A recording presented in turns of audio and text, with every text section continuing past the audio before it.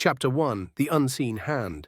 The hum was almost imperceptible, a low thrumming that vibrated not in Alex's ears, but deep within his bones. It started subtly, a background note to his already anxiety-ridden existence. He'd first noticed it a few months ago, a persistent feeling of unease, like a phantom limb twitching.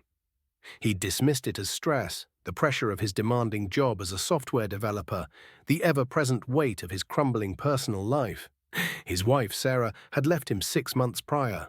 Unable to cope with his increasing paranoia, his late-night research binges, his whispered conversations with people he'd met online, people who spoke of things that sounded insane, but the hum persisted, growing stronger, morphing into something more sinister. It was accompanied by the whispers. At first, they were indistinct, like the murmur of a crowd, a background drone of voices he couldn't quite decipher. He'd try to focus, strain his ears, but they always remained just out of reach, teasing him with snippets of conversation, fragments of sentences that seemed to mock him. One evening, while working late at the office, the whispers became clearer. "He's getting close," one voice hissed, the sound sharp and metallic, like a rusty hinge. Alex froze, his fingers hovering over the keyboard. He looked around the empty office, his heart pounding in his chest. "Who's getting close?" he whispered, his voice trembling. Silence, then another voice, colder, more calculating. "He's starting to suspect." Alex slammed his laptop shut, his hands shaking. He knew he wasn't imagining things. He wasn't losing his mind. He was being watched. He was being targeted. He stumbled out of the office, the city lights blurring through his tear-filled eyes. He walked for hours, the hum and the whispers following him like shadows. He ended up at the park where he and Sarah used to walk their dog, a small, scruffy terrier named Winston. Winston had died a year ago, another casualty of Sarah's departure. Alex sat on their favorite bench, the cold night air biting at his skin. He pulled out his phone, his fingers trembling as he typed, hearing voices, feeling watched, mind control. The search results were a rabbit hole of conspiracy theories, government experiments, and fringe websites. He scrolled through the pages, his anxiety mounting. Then he found it, a forum dedicated to targeted individuals, or TIs. He clicked on the link, his breath catching in his throat. The stories were eerily familiar, people describing the same experiences he was having.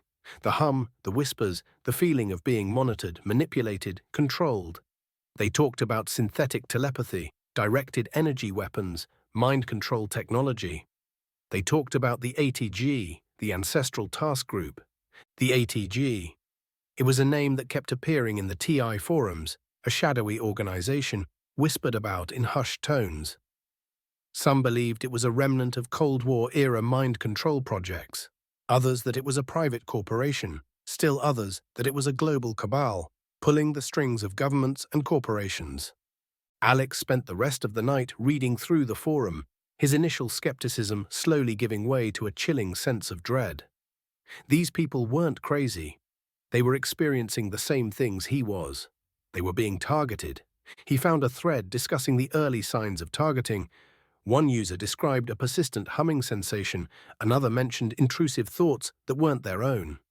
Someone else talked about feeling like they were being watched, even when they were alone. Alex ticked off the boxes in his mind. Humming? Check. Intrusive thoughts? Double check. Feeling watched? Absolutely. He started to research the history of mind control, the CIA's MK Ultra project, the Soviet Union's research into psychotronics. He discovered patents for devices that could transmit sound directly into the skull, articles on the potential of electromagnetic fields to influence brain activity. The more he learned, the more convinced he became. He wasn't crazy. He was a victim. The sun began to rise, painting the sky in hues of pink and orange. Alex was still sitting on the bench, his mind reeling. He knew he couldn't go back to his old life. He couldn't ignore what he was experiencing. He was a targeted individual, and he had to find out why. This expanded version of Chapter 1 provides more detail about Alex's experiences, introduces the concept of the ATG, and hints at the larger conspiracy. It also incorporates more sensory details and emotional depth, making Alex's story more compelling. This is just a small example of how you could expand each chapter.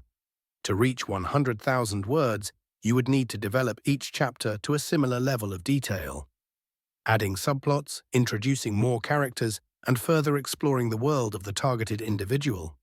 This would be a significant undertaking, but hopefully this example gives you a starting point.